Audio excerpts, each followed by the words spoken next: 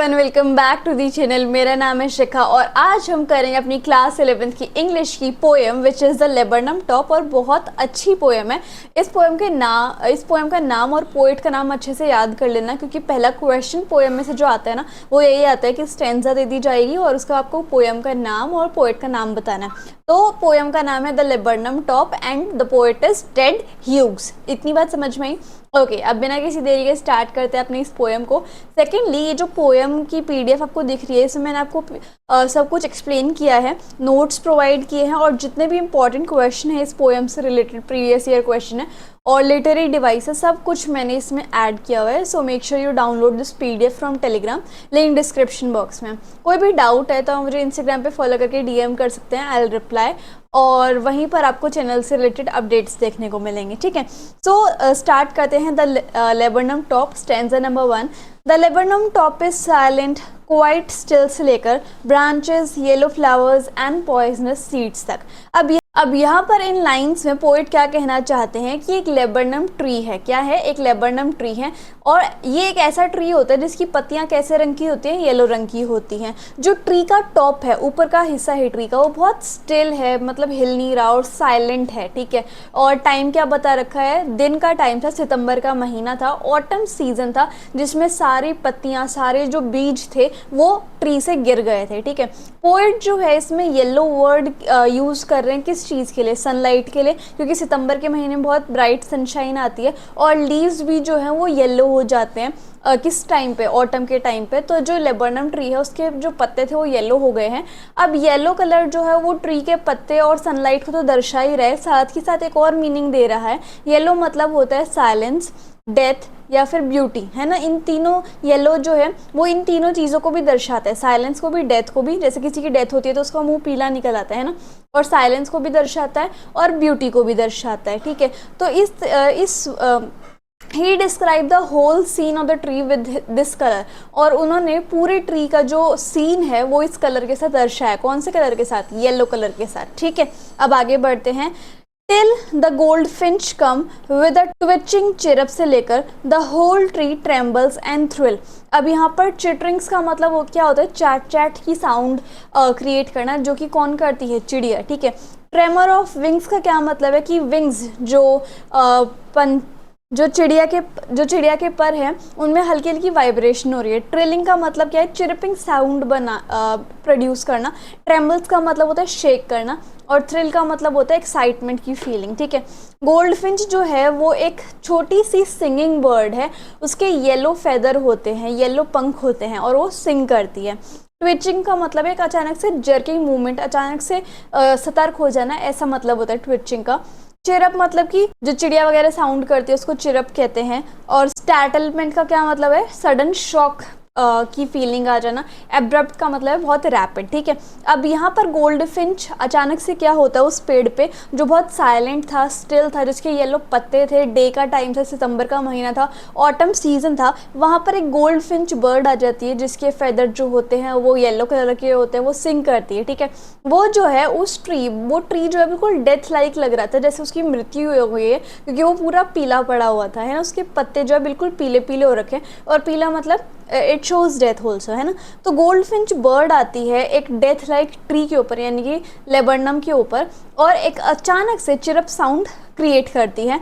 जो बर्ड है ना, गोल्ड फिंच बर्ड, वो बहुत रैपिड है, बहुत तेज़ है, अलर्ट रहती है। जैसे एक छिपकली बहुत अलर्ट नहीं रहती कि कभी भी कुछ भी होता है फटाफट से भाग जाती है, बिल्कुल वैसे ही वो अलर्ट रहती है और वो जो है ट्री की टहनी पर बैठी होती है। ठीक है, as she move towards the thickness of the branch. तो जैसे ब्रांच होती है, टहनी होती है, वो एक साइड से मोटी होती है और बाकी आगे आगे जाएंगे तो पतली हो जाती है। तो जैसे ही गोल्ड फिंच बर्ड यहाँ पे बैठी हुई थी, उसके बाद वो यहाँ आके थिकनेस पे, जहाँ पर मोटाई होती है ब्रांच की, वहाँ पे आ जाती है। तो उसके जो बच्चे होते हैं, उसके जो यंगर वंस होते हैं, वो अपनी मम्मी को, अपनी गोल्ड फिंच बर्ड यानी कि अपनी मम्मी को देखकर चिरपिंग साउंड क्रिएट करने लग जाते हैं और अपने विंग से वाइब्रेट करने लग जाते हैं अपनी मम्मी को देखकर, और ऐसी साउंड क्रिएट करने लग जाते हैं जैसे एक मशीन करती है। क्योंकि उसके because of the movement of the bird and her young ones, क्योंकि बर्ड भी मूवमेंट कर रही थी और उसके बच्चे भी मूवमेंट कर रहे थे, तो जो ट्री है वो शेक करना स्टार्ट कर जाता है, थ्रिल करना स्टार्ट कर जाता है। अब यहाँ पर ट्री पोइट ने क्या किया, ट्री के दो सिनेरियोज बताए हैं। सबसे पहले तो बिल्कुल ऐसा लग रहा था ट्री जैसे कि उसकी एकदम ही मृत्यु हो गई है, बिल्कुल बेजान सा लग रहा था। और जैसे ही उसने जैसे चिड़िया के बच्चों को शेल्टर दिया हुआ है, घर दिया हुआ है, और बर्ड को भी शेल्टर दिया हुआ है, तो जैसे ही बर्ड आती है तो वो उस ट्री को हिला हिला के बिल्कुल कैसा कर देती है, बिल्कुल सजीव कर देती है, उसको मूवमेंट देकर इस तरीके से। ठीक है, अब आगे देखते हैं। अगली स्टेंजा है, it is the engine of a family से लेकर showed her barred face identity mask. Flirts out का मतलब क्या है, लेड ऑन टू मतलब कि चढ़ गई है। उसके बाद स्ट्रोक्स मतलब क्या है कि इंजन में फ्यूल डालना, और बैरेड मतलब कि स्ट्रिपी, है ना।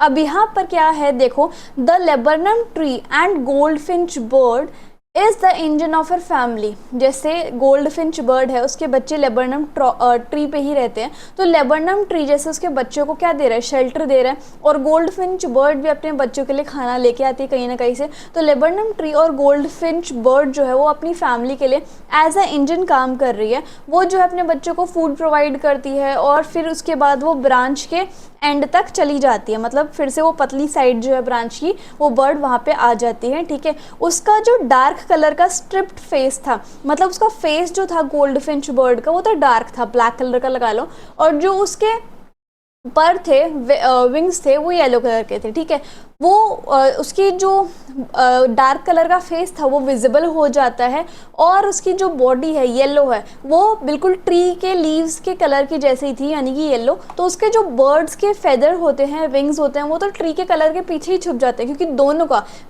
फेदर का कलर भी और लीव्स का भी सेम ही कलर का है। लेकिन वो जो गोल्डफिंच बर्ड का मुंह था वो डार्क कलर का है, सिर्फ वही विजिबल होता है। ठीक है, आगे देखते हैं। Then with eerie dedicate rustle chirrup whispering she launches away towards the infinite and the laburnum tree subsides to empty।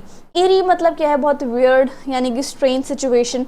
रिसल chirp का क्या मतलब है कि बहुत धीरे धीरे बहुत धीरे। विस्पर करना क्या मतलब होता है कि बहुत धीरे धीरे बोलना, फुसफुसाना। वैसे ही बर्ड की चिरपिंग होना, उसे क्या बोलते हैं, विसल चिरप। उसके बाद सबसाइड्स मतलब कि डिमिनिश, खत्म हो जाता है ना। उसके बाद क्या कहते हैं कि जैसे ही ब्रांच के एंड पे गोल्डफिंच बर्ड जो है पहुंची, खाना खिलाने के बाद अपने बच्चों को, फिर वो ब्रांच के एंड पे आ गई थी।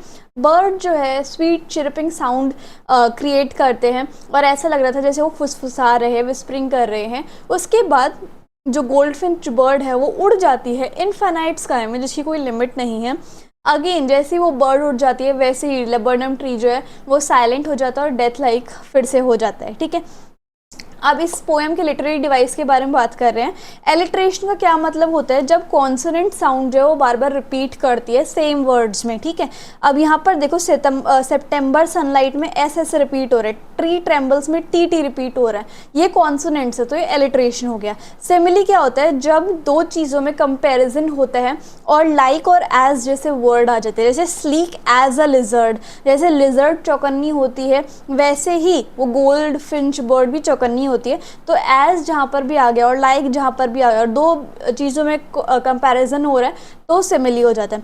मेटाफर क्या होता है, इनडायरेक्ट कंपैरिजन होता है दो चीज़ों में। ठीक है, यहाँ पर जो है क्वालिटी को कंपेयर किया जाता है, जैसे कि she enters the thickness and machine startup. जैसे बर्ड आई ब्रांच पे, तो उसने जो नॉइज़ क्रिएट करी वो बिल्कुल मशीन की नॉइज़ के साथ कंपेयर की जा रही है, उसकी क्वालिटी कंपेयर की जा रही है। She is the engine of her family showing her barred face identity marks. तो बेसिकली दो चीज़ों के बीच में इनडायरेक्ट कंपैरिजन को हम मेटाफर कहते हैं। पर्सोनिफिकेशन क्या होती है कि जो नॉन ह्यूमन चीज़ें होती हैं उनका जो है ह्यूमनिस्टिक क्वालिटीज़ के साथ कंपैरिजन किया जाता है, एट्रीब्यूशन किया जाता है। जैसे कि वैसे तो ट्री हमेशा साइलेंट रहता है, लेकिन उसको एक क्वालिटी दी गई है। जैसे इंसान हमेशा थ्रिलिंग में रहते हैं, मतलब most of the time thrilling में रहते हैं, एक्साइटमेंट फीलिंग में रहते हैं, शेक भी करते हैं इंसान, तो ट्री तो नहीं करते, लेकिन इंसानी क्वालिटी ट्री में यहाँ पर दर्शाई गई है। तो जब नॉन ह्यूमन चीज़ों में हम इंसानी एट्रीब्यूट्स डाल देते हैं तो उसे पर्सोनिफिकेशन कहते हैं। इसको हम हिंदी में मानवीकरण अलंकार भी बोलते हैं। ट्रांसफर्ड एपिथेट, यहाँ पर क्या होता है, ये एक ऐसा फिगर ऑफ स्पीच होता है जहाँ पर एडजेक्टिव का यूज़ होता है नाउन को डिस्क्राइब करने के लिए। मतलब जैसे कोई भी नाउन है उसको डिस्क्राइब करने के लिए एडजेक्टिव का यूज़ किया जाता है, जैसे कि हर बैरेड फेस आइडेंटिटी मास्क। अब यहाँ पर जो है बैरेड फेस जो है वो नाउन हो गया, उसका फेस कैसा है, बैरेड है, तो यहाँ पर एडजेक्टिव का यूज़ किया गया ना नाउन को दर्शाने के लिए। तो इस तरीके से हमारा जो पोएम है वो ख़त्म होती है, लिटरेरी डिवाइस भी ख़त्म होते हैं, इंपॉर्टेंट मीनिंग्स भी मैंने आपको बता दिए हैं, और इसी के साथ साथ इंपॉर्टेंट क्वेश्चन भी इसी PDF के साथ मैं अटैच करके टेलीग्राम पे मैंने सेंड कर दिए हैं। ठीक है, तो इस तरीके से हमारी पोएम होती है ख़त्म। इंस्टाग्राम एंड टेलीग्राम पे ज़रूर फॉलो कर लेना। So if you like the video and the explanation then please do like, share, comment and subscribe the channel. Thank you so much.